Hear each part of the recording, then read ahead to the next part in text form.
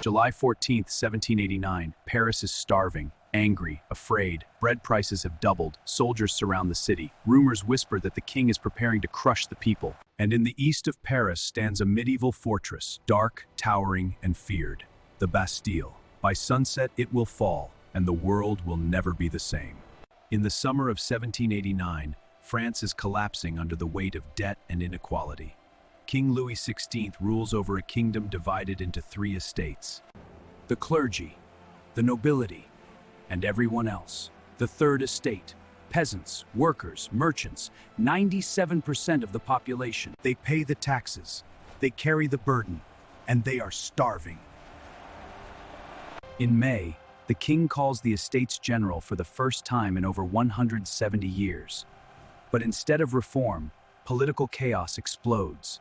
The Third Estate breaks away and forms the National Assembly, declaring that sovereignty belongs not to the king, but to the people. That idea alone is revolutionary. But ideas are not enough. Paris is hungry, and hungry people do not wait. In July, thousands of royal troops gather around Paris. Many believe the king plans to dissolve the assembly by force. Then comes the spark. On July 11th, 1789, Louis XVI dismisses Jacques Necker, the popular finance minister seen as sympathetic to reform. Paris explodes in anger. Crowds storm armories looking for weapons. They seize muskets from the Hôtel des Invalides. But there is a problem. They have guns. They have no gunpowder. And everyone knows where it is stored: the Bastille. The Bastille is old, built in the 1300s. By 1789, it holds only 7 prisoners. 7. But the Bastille is not important because of who is inside. It is important because of what it represents. For decades, French kings have used it to imprison critics without trial using royal orders known as lettres de cachet. To the people, it symbolizes absolute monarchy, arbitrary power, royal tyranny. It is stone made into oppression. And on July 14th, the people of Paris march toward it. Thousands gather outside the fortress. They demand the surrender of gunpowder and cannons. The governor of the Bastille, Bernard-René de Launay, hesitates. Negotiations stall. The crowd grows impatient. Someone fires a shot. No one knows who fired first, but once the shooting begins, it does not stop. For hours, the crowd fights against trained soldiers behind stone walls. Cannon fire echoes through Paris. Smoke fills the air. Nearly 100 revolutionaries are killed. Still, they do not retreat. Eventually, members of the French Guard, soldiers sympathetic to the people, bring artillery. The fortress cannot hold. In the late afternoon, Delaunay surrenders. The gates open. The Bastille falls. The governor is seized and killed by the mob. His head is placed on a pike and paraded through the streets. Violence has crossed a line. But something larger has happened. The people have defeated royal authority with their own hands. The fortress that symbolized tyranny has been physically destroyed. Stone by stone, Parisians dismantle it.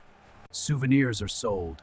Pieces are sent across France. The message spreads faster than gunfire. If the Bastille can fall, the monarchy can fall. News travels quickly. Across the countryside, peasants panic in what becomes known as the Great Fear. Rumors spread that nobles are hiring bandits to destroy crops. Peasants respond by attacking manor houses, burning feudal records, and demanding rights. The revolution is no longer confined to Paris. It is national. On August 4th, 1789, the National Assembly abolishes feudal privileges. Weeks later, it adopts the Declaration of the Rights of Man and of the Citizen. Liberty, equality, popular sovereignty. These ideas are no longer whispers. They are law.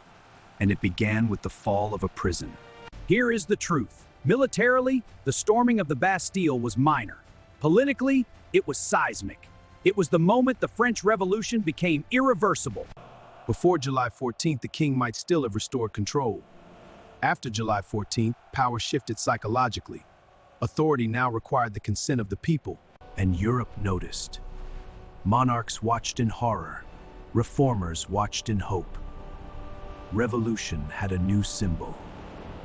In 1790, just 1 year later, France celebrates the Fête de la Fédération, marking unity and revolution. Today, July 14 is celebrated as Bastille Day, France's national holiday. Parades march down the Champs-Élysées. Fireworks light the Paris sky. The fortress is gone, but its meaning remains. The storming of the Bastille was not just about gunpowder. It was about legitimacy. For centuries, power flowed from the throne. On that July afternoon, power flowed from the street. Ordinary people, artisans, workers, shopkeepers, proved that political authority could be challenged physically, not just debated philosophically. The Enlightenment had written the theory. Paris wrote the action. The Bastille held only 7 prisoners, but it held millions in fear.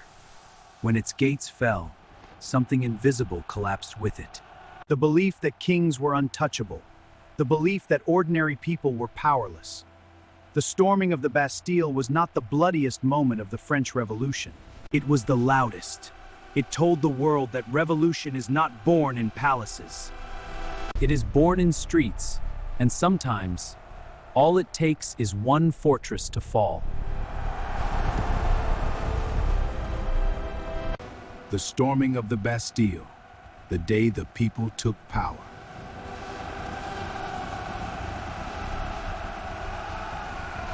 Thanks for watching. If you enjoyed this video, please like this video and subscribe to this channel for more videos like this.